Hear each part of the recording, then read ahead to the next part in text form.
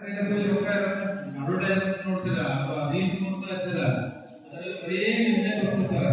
ಗಣಪನ ಅಷ್ಟೇ ಕೆಲಸ ಹೆಣ್ಮಕ್ಳ ಕಡೆಯಿಂದ ಹೆಣ್ಮಕ್ಳು ಉಳಿತಾಯಕ್ಕೆ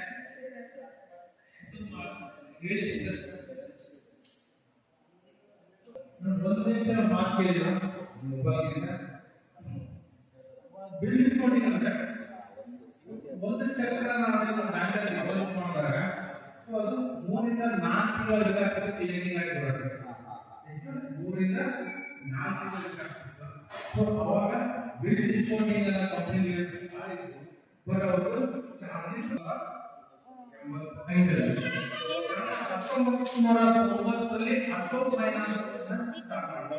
ಈಗ ಆಟೋ ಲೋನ್ ಇದೆ, ಕಾರ್ ಲೋನ್ ಇದೆ, ಆಟೋ ಫೈನಾನ್ಸ್ 1990ರಲ್ಲಿ ನಾವು ಸ್ಟಾರ್ಟ್ ಮಾಡಿದ್ವಿ. ನಾವು ಸ್ಟಾರ್ಟ್ ಮಾಡಿದ್ದೇವೆ. 1993ರಲ್ಲಿ ನಮ್ಮ ಕಂಪನಿಯ ಒಂದು ಐಪಿಒ ಸ್ಟಾರ್ಟ್ ಮಾಡಿದ್ರು. ಅಂತಂದ್ರೆ ಷೇರು ಮಾರುಕಟ್ಟೆಗೆ ನಾವು ಪಾದಾರ್ಪಣೆ ಮಾಡ್ತೀವಿ 1993ರಲ್ಲಿ. ಆನಂತರ 1998ರಲ್ಲಿ ಮ್ಯೂಚುವಲ್ ಫಂಡ್ ಸ್ಟಾರ್ಟ್ ಮಾಡಿದ್ವಿ. ಈಗ ಮ್ಯೂಚುವಲ್ ಫಂಡ್ ಅಂತ ಗೊತ್ತಿದೆ, 1998ರಲ್ಲೇ ಸ್ಟಾರ್ಟ್ ಮಾಡಿದ್ವಿ.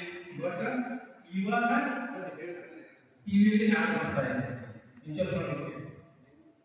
ಸೊ ಆದ್ರೆ 2000 ಇಸ್ವಿಯಲ್ಲಿ ವಾಜಪೇಯಿ ಗವರ್ಮೆಂಟ್ ಇತ್ತು. 2000 ಇಸ್ವಿಯಲ್ಲಿ ಪ್ರೈವೇಟೈಸ್ ಮಾಡೋದು ಕಾಲ ಬಂತು. ಸೊ ಅವಾಗ ಇನ್ಶೂರೆನ್ಸ್ ಕಂಪನಿಗಳು ಪ್ರೈವೇಟೈಸ್ ಆದವು. 2000 ಇಸ್ವಿಯಲ್ಲಿ ಇನ್ಶೂರೆನ್ಸ್ ಕಂಪನಿಗಳು ಪ್ರೈವೇಟೈಸ್ ಆದವು. ಆ ಪ್ರೈವೇಟೈಸ್ ಆದಾಗ ಕೋಟಕ್ ಅವರು ಲೈಫ್ ಇನ್ಶೂರೆನ್ಸ್ ಅನ್ನು ಆರ್ಡಿ, ಎಫ್ಡಿ, ನಂತರ ಅನೇಕ ಸೆಕ್ಯೂರಿಟೀಸ್, ಮ್ಯೂಚುವಲ್ ಫಂಡ್, ನಂತರ ಎಸ್ಐಸಿ ಇವೆಲ್ಲ ಒಂದೇ ಒಂದು ಇದರಲ್ಲಿ ಸ್ಟಾರ್ಟ್ ಆಗಿದೆ. ಅದಕ್ಕೆ ಸೆಕ್ಯೂರಿಟೀಸ್ ಅಂತ ಇದೆ.